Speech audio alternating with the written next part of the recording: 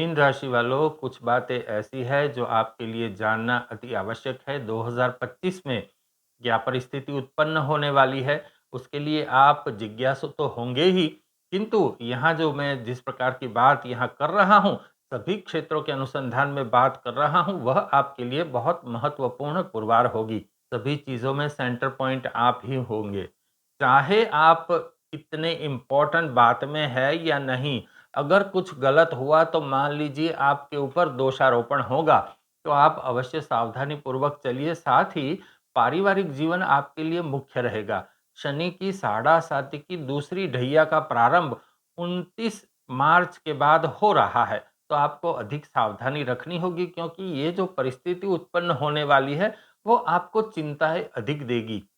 ग्रहों का बल आपको किस प्रकार से प्राप्त होगा, 2025 में आपकी हेल्थ कैसी रहेगी, आपका सामाजिक संबंध कैसा रहेगा, आपकी कैरियर कैसी रहेगी, आपकी आर्थिक परिस्थिति कैसी रहेगी, इन सभी के अनुसंधान में मैं यहाँ बात कर रहा हूँ। आप यह पूरा वीडियो देखिए।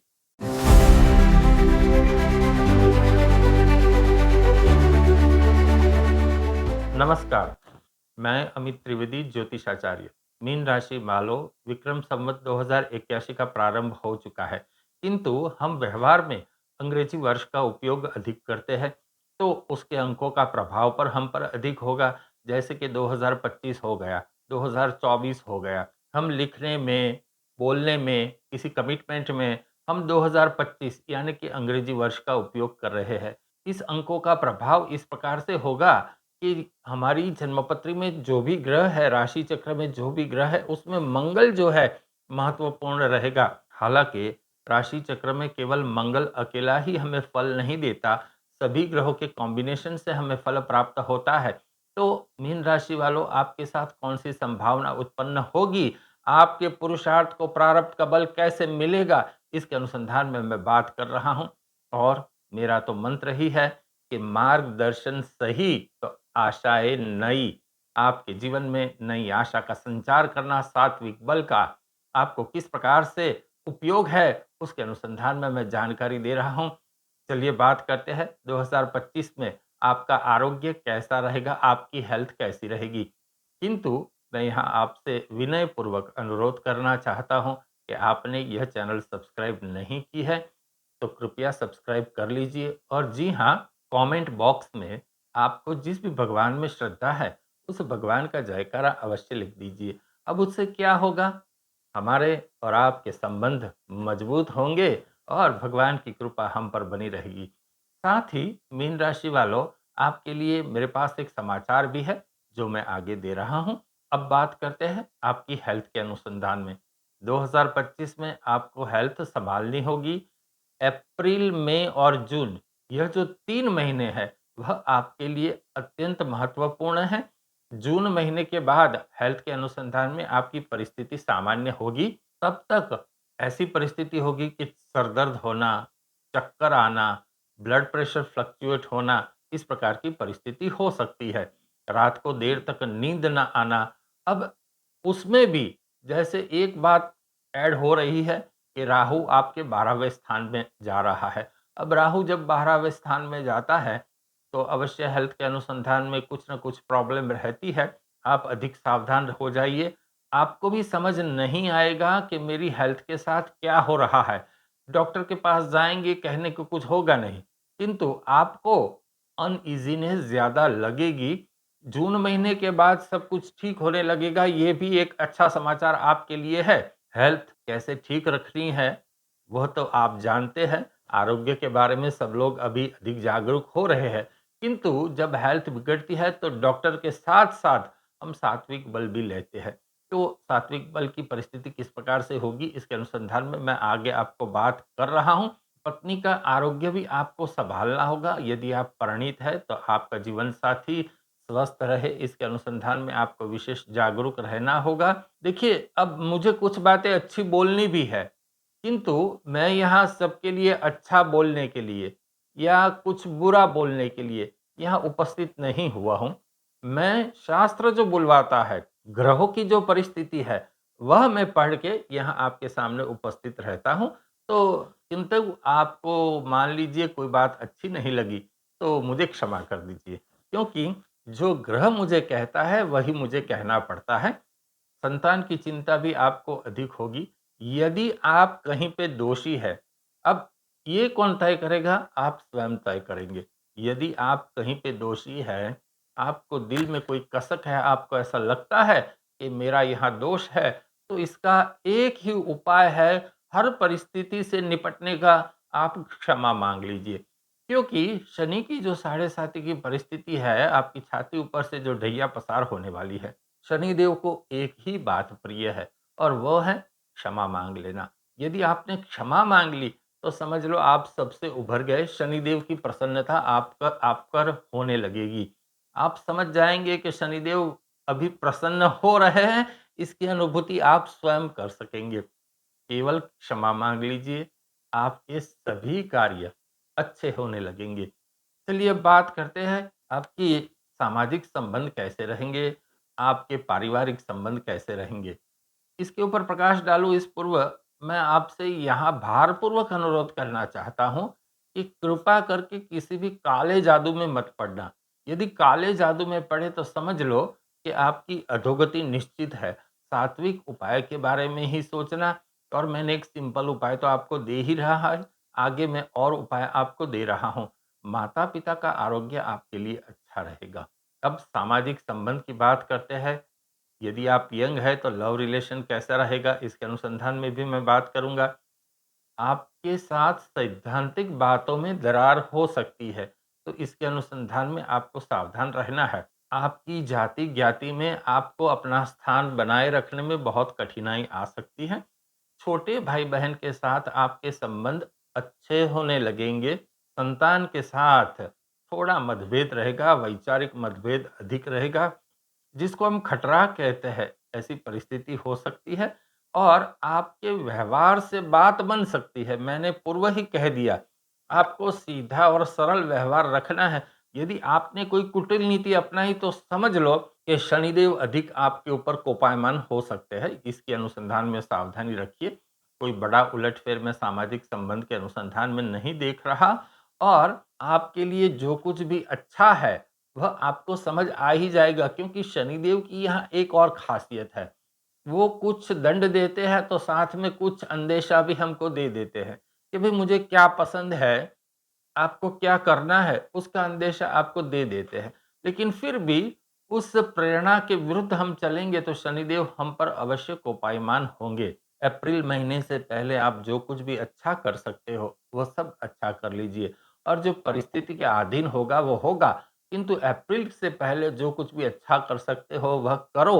अप्रैल के प्रारंभ होते ही आपके लिए जो आपने अप्रैल से पहले अच्छा किया है उसका सात्विक बल आपको प्राप्त होगा। एक मैं यहाँ सावधानी आपको और देना चाहता हूँ कि हैसियत से बड़ी बात आप मत करना। हैसियत से बड़ी मतलब मैं यहाँ आर्थिक परिस्थिति के अनुसंधान में तो बोल ही नहीं रहा अभी। हैसियत मतलब हमारी जो भी कक्षा है, हर एक मनुष्य की एक कक्षा होती है। उसी कक्षा से थोड़ा नीचे रह के बात करना। यदि आपने अभिमान के तौर पे कोई शब्द बोल दिए तो फिर दंड शनिदेव का आपको अवश्य मिलेगा। तो कक्षा से ऊपर की बात कभी मत करना। ये बात आपको अवश्य ध्यान में रखनी होगी। अब चलिए बात करते हैं आपकी कैरियर की परिस्थिति कैसी रहेगी। कैरियर जो है आपकी संतुलित रहेगी। आपकी कैरियर का जो ग्राफ है ऊपर नीचे होता होता अंततोगत्वा संतुलित रहेगा, तो चिंता मत करिए। जॉब यदि आप करते हैं तो जॉब में ट्रांसफर के योग है। सरकारी जॉब करते हैं तो भी ट्रांसफर के योग है। आपको नई जॉब प्राप्त हो सकती है। जॉब रहते ही आपको नई जॉब भी प्राप्त हो सकती है। और एक बात ध्यान में रखिए कि कुछ ऐसी परिस्थिति का निर्माण होगा कि आप जॉब से एक प्रकार से फेड अप हो जाएंगे, एक प्रकार से निराश हो जाएंगे। तो आप स्वयं ही रिजाइन करने के लिए सोचोगे। ऐसा कभी मत करना।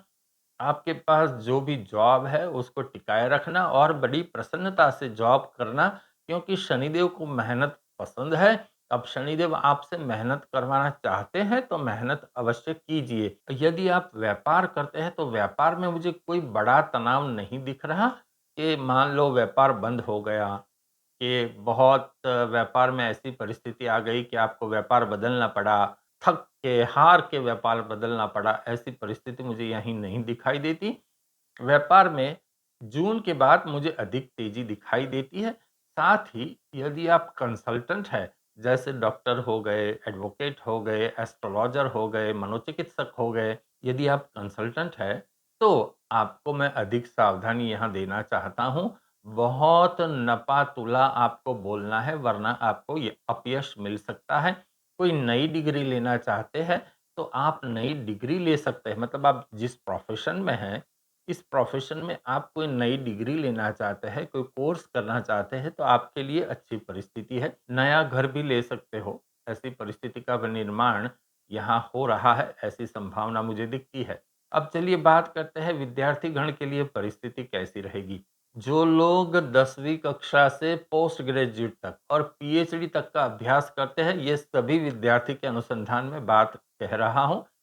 जो लोग विद्यार्थी है, स्टूडेंट लाइफ में है, उनको लड़ाई झगड़े से दूर रहना है, ऐसी परिस्थिति का यहाँ निर्माण होगा। सावधान रहिए और संयमित जीवन जीजिए। अपने अभ्यास में ही केवल ध्यान रखिए। ये बात आपको हमेशा संज्ञान में रखनी होगी।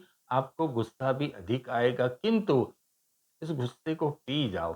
अभी जो है समय नहीं है किसी के साथ झगड़ा करने का, क्योंकि झगड़ा करने से यहाँ ऐसी परिस्थिति उत्पन्न हो रही है कि मान लो किसी के साथ झगड़ा हो गया, तो इसकी असर मान लो मन में 1 घंटे के लिए रहती है या 1 दिन के लिए रहती है, क्योंकि आप महीनों तक इस घटना से उभर नहीं सकोगे। तो आप सावधान रहिए और पेट की तकलीफ हो सकती है।